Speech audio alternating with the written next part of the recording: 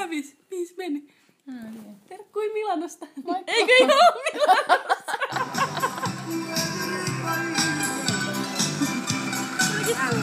Niin joo.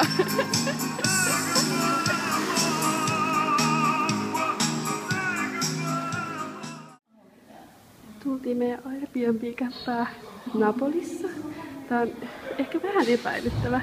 Hieman epäilyttävin. Mä oon reissannut paljon, mutta tämä on ehkä epäilyttävin paikka, missä mä oon ikinä joutunut olemaan. Tää on nyt meidän ensimmäinen Airbnb-kämppä Napolissa.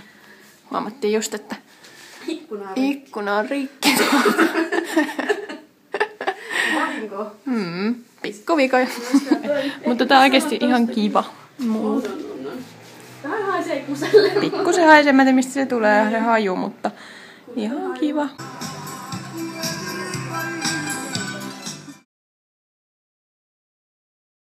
Eli lähdimme siis etsimään maailman parasta pizzaa, jota kuulemma löytyy Napolista.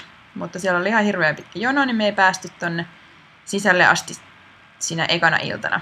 Mutta seuraavana päivänä itse asiassa lounaalla me mentiin uudestaan sinne. Ja koska me otettiin mukaan pizzaa, niin me sitten päästiin vähän nopeampaa. Muuten oltaisiin jouduttu jonottaa varmaan joku 2 tuntia. Mutta saimme siis pizzat ja veimme ne sitten tuollaisille portaille. Ja söimme sitten siellä ne pizzat. Ja todellakin oli kyllä maailman parasta pizzaa, mitä on ikinä maistanut. Parasta pizzaa, mitä on ikinä maistanut.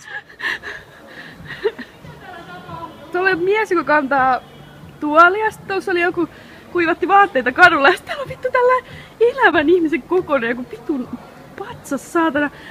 Säikäytti mut. Ihan kauheeta. Terve. Ihan vittu hirve. Terve. Terve. Terve.